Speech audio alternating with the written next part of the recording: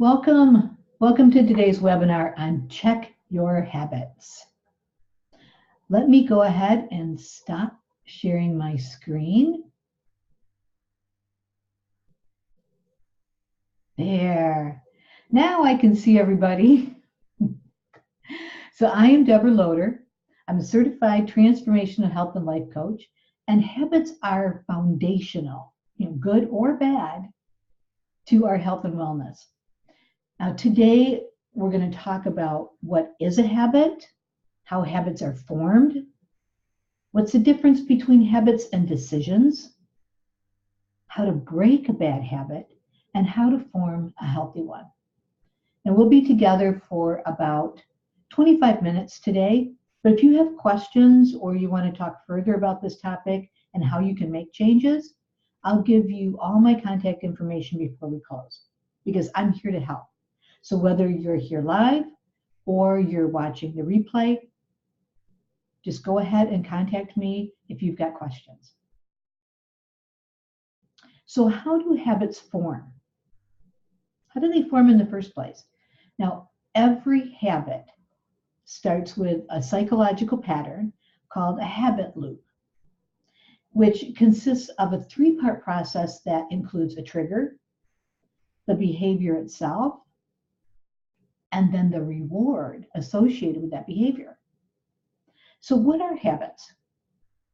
Habits are behaviors that we are able to do on auto mode thanks to the neurological patterns that develop in our brains after repeatedly doing the activity so many times. The first piece of forming a habit is a trigger. Something we see, a time of day, or another cue that tells our brain to go into automatic mode and allow a behavior to unfold. Time, location, preceding event, emotional state, or the presence of other people can all be cues or triggers. How are habits different from decisions?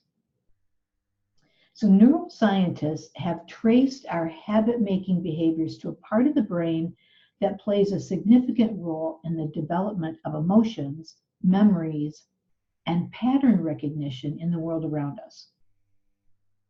Now, decisions, meanwhile, are made in a different part of the brain. So as soon as the behavior we decide to engage in becomes automatic, the decision-making part of our brain goes into a kind of sleep mode. And that's why it's easy to drive while you listen to the radio or walk through a familiar building, even when you're having a conversation with someone. The second piece of forming habits involves the routine or the behavior itself. Now, what are 3 habits that you'd like to break or create for yourself? Go ahead and let me know what those are. You can either type that in the chat or message me later. Now, the third piece of forming habits includes the reward that comes after the habit is performed. And the reward helps your brain remember the habit loop to repeat it in the future.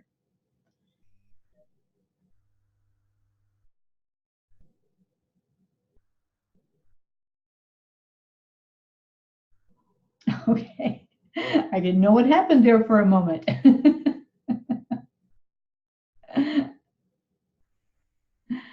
Hi, Deborah. Helen here. Hey, Helen, how are you? So glad that you could join. Good. I'm really good. Yeah, me too. All right, cool. All right. So we're talking about the third piece of forming habits. It includes the reward that, here, let me do one thing here. Okay. All right, let's see. All right, so the third piece of forming habits includes the reward that comes after the habit is performed. The reward that helps your brain remember the habit loop to repeat in the future. Like Are you not in the habit of brushing your teeth? Your reward is the satisfaction of getting to stay in bed. So consider one of your habits that maybe you listed in the last point, and what reward do you get from that habit? So let's talk about breaking habits. Now, breaking habits start with identifying your triggers. Now, once you know what prompts you to begin the habit loop, the easier it will be to bring awareness to these behaviors and stop them from happening. Now, when you're aware of your triggers, you can break out of the auto mold and proactively change your routines or develop newer, healthier ones.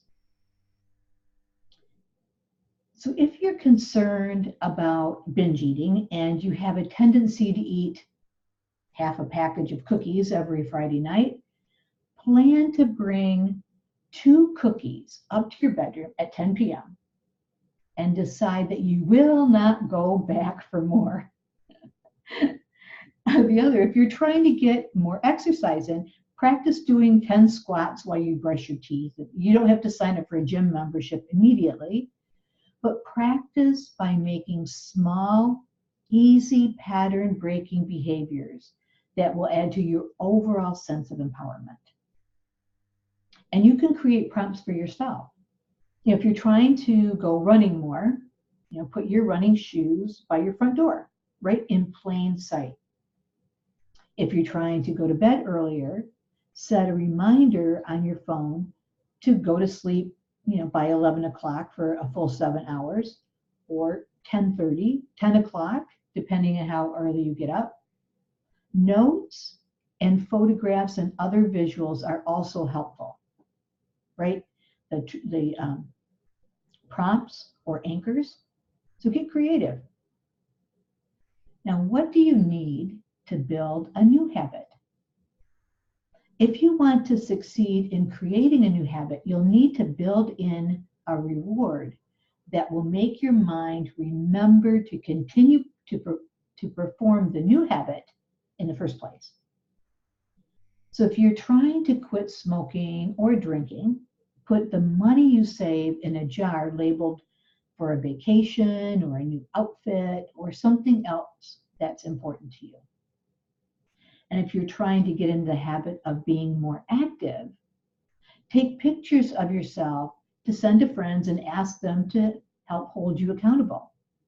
Or treat yourself to a new workout outfit or a water bottle or a pair of shoes for every fitness goal you accomplish.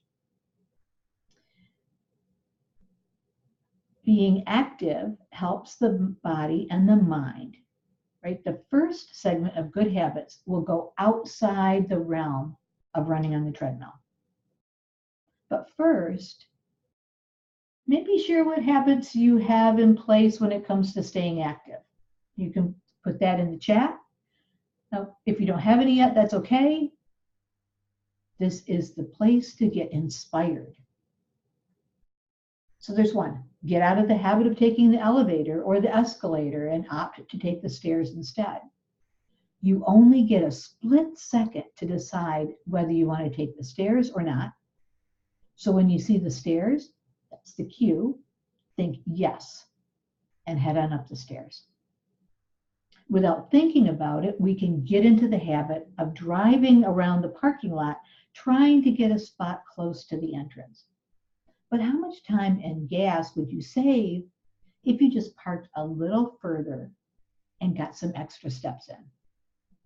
So are you guilty of trying to park as close as possible? Sometimes we think we are blessed, right, when we find a spot close to the door. But I invite you to park a little bit further away. Now, sitting at a desk all day can be surprisingly exhausting and often leaves you with no energy to be active, once you clock out for the day.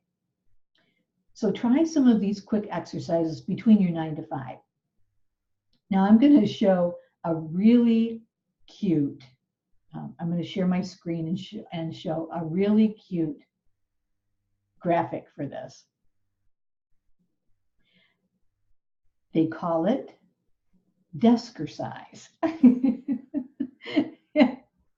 Now, in here in this picture, she's doing dips with her office chair. I'm not necessarily advocating something like that. I'm not sure how well that would work, but I do have some other suggestions. So let me stop sharing the screen for a moment. Okay, so here are some other, besides doing dips on your chair. Get up, stand up, right? Well, it isn't traditional exercise. Research shows that standing is much better than sitting. So stand whenever you can and encourage standing, even just standing meetings with your coworkers. Another is while you're waiting for the printer, the scanner, the copier, stand with feet shoulder width apart, press into your toes and just rise up, rise up on your toes. Repeat that 12 or 15 times. If that's too easy, try raising one leg at a time while you're standing there waiting for the printer. Another one is a strong handshake. So sit up straight with your feet flat on the floor and clasp your hands together as if you're giving yourself a handshake, right? And then pull. But try to stay still. Hold it for at least 10 seconds and then release and repeat it. Just kind of get that stretch, that pull across your chest. Try that.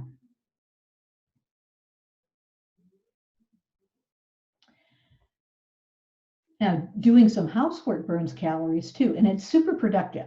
Now, this may not be the most fun, but so here's a breakdown. Sweeping for about 10 minutes is 37 calories. Vacuuming for about 10 minutes is 37 calories. Ironing for 20 minutes is 50 calories. Mopping for 20 minutes is 42 calories. Making beds for 10 minutes is 23 calories. Washing dishes for 10 minutes is 26 calories.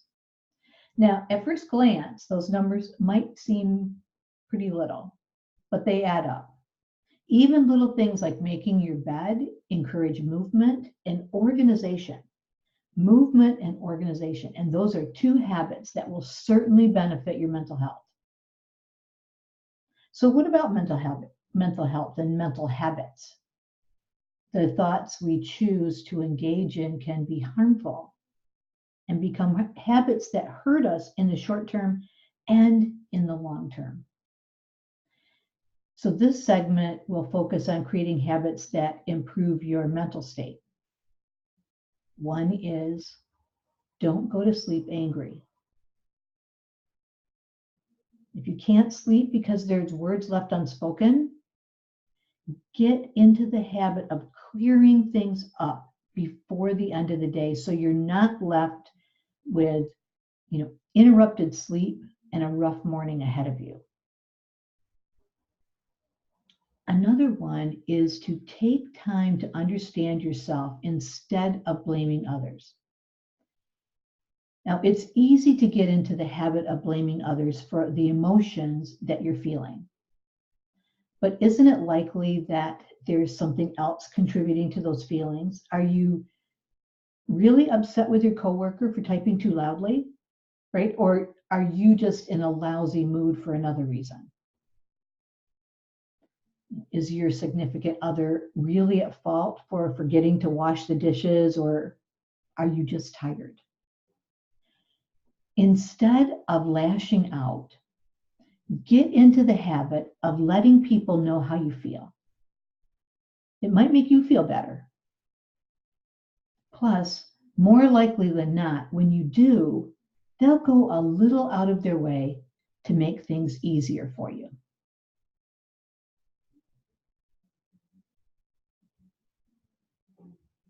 For example, your friend's nail biting may seem especially irritating to you today.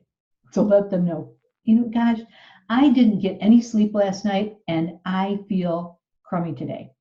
I just wanted to let you know ahead of time in case I come off just a little grumpy. Another one is to observe without judgment. Now, when we judge, usually we're protecting our feelings or insecurities. We're projecting those out into the world. Next time you find yourself thinking, wow, they could stand to lose a few pounds, take time to correct your thoughts and find something that you admire about the person. It's real easy to make those snap judgments and speak those in our mind, but instead look for something positive. Do they have really sensitive eyes? Do they have a real caring countenance? Are they wearing a really cool outfit? Bonus points to actually compliment them out loud. Another thing on mental habits is to keep learning. Now, the last segment of this experience will focus on the importance of expanding your mind and learning more. And that's a habit that's often overlooked when we consider self-improvement. So here's a couple ideas. Culture and media are often intertwined into one.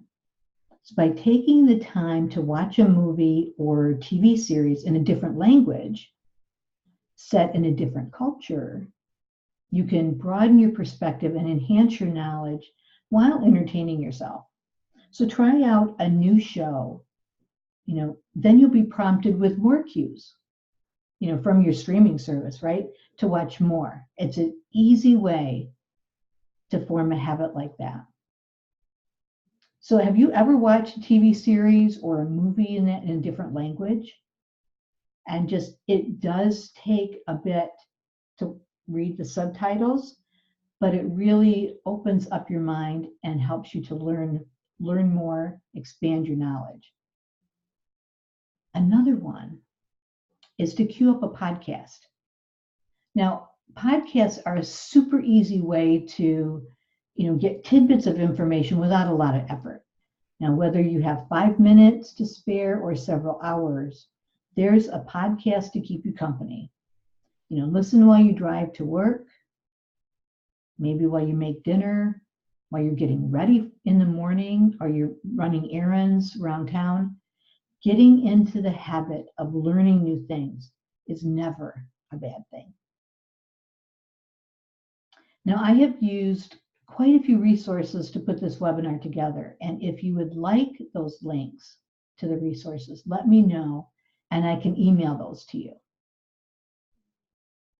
So thanks so much for taking the time out of your busy day to join me, whether live or on the replay, because the subject of habits, especially changing your habits, can trigger all kinds of emotions from anxiety all the way to excitement.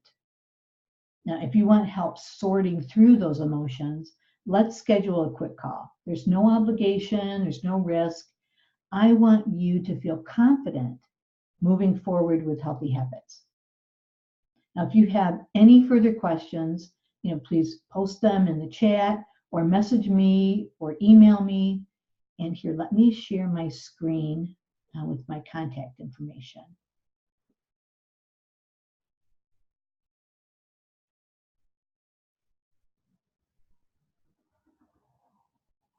There we go.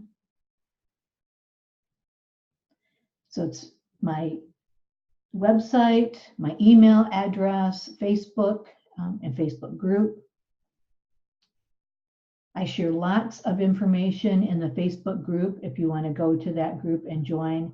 It's a great resource. So please let me know if you have any questions or if something came up for you. And let me know if you had any ahas from this information, maybe a takeaway from today. And if you feel like you need support on this journey, I am here to help. So go ahead, contact me for that free consultation. If you have my information there, I will stop sharing the screen.